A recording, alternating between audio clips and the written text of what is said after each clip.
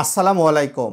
ভবিষ্যতের digital banking নিয়ে কাজ শুরু করে দিয়েছে পূবালী ব্যাংক। যারা পূবালী ব্যাংকের গ্রাহক তারা ফোনে এইরকম কিন্তু একটা মেসেজ পাচ্ছেন এর ফলস্বরূপ, যেখানে বলা হচ্ছে dear customer, you are requested to visit your branch for biometric registration.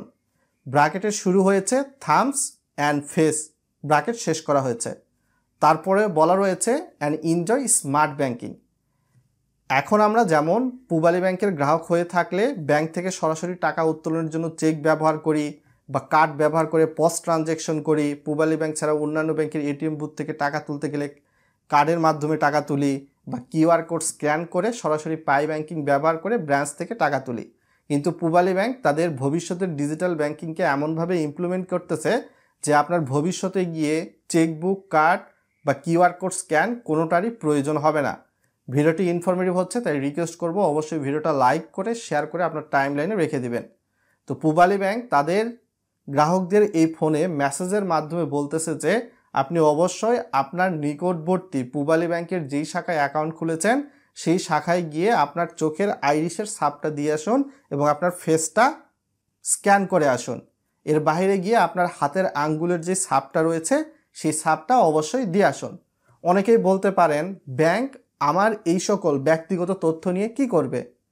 সাধারণত এই ব্যক্তিগত তথ্য কিন্তু আমরা পাসপোর্ট তৈরি করতে গেলে না হলে এনআইডির ক্ষেত্রে কিন্তু দিয়ে থাকি। তো ভবিষ্যতের ডিজিটাল ব্যাংকিং এমন হবে যে আপনার এই চোখের আইরিশের ছাপ বা ফেস স্ক্যান করে বা হাতের আঙ্গুলের ছাপ ব্যবহার করেই আপনি পূবালী ব্যাংকের গ্রাহক হলে পূবালী ব্যাংকের শাখা থেকে টাকা তুলতে পারবেন, এটিএম থেকে টাকা তুলতে পারবেন। এটা এখন তারা প্রস্তুতিমূলক কার্যক্রম কিন্তু শুরু করে দিয়েছে।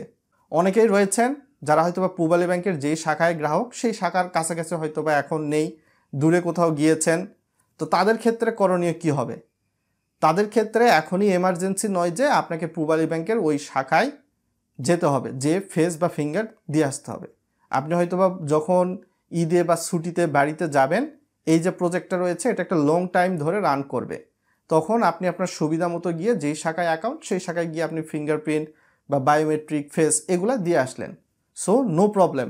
আর যারা দিবেন না তাদের ক্ষেত্রে দেখা যাবে যে ভবিষ্যতে যখন ফিঙ্গার বা ফেস স্ক্যান করে টাকা উত্তোলনের পদ্ধতি শুরু হবে তখন ওই সার্ভিসটা ব্যবহার করতে পারবেন না। সো এটাই ছিল মোরাল অফ দ্য স্টোরি।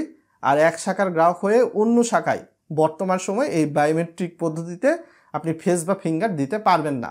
অন্যান্য উন্নত কান্ট্রিতে যেগুলো রয়েছে, ফেস স্ক্যান বা হাতের আঙ্গুলের ছাপের মাধ্যমে টাকা উত্তোলনের পদ্ধতি, তো সেই ডিজিটাল ব্যাংকিংটাকে ইমপ্লিমেন্ট করার প্রক্রিয়া শুরু।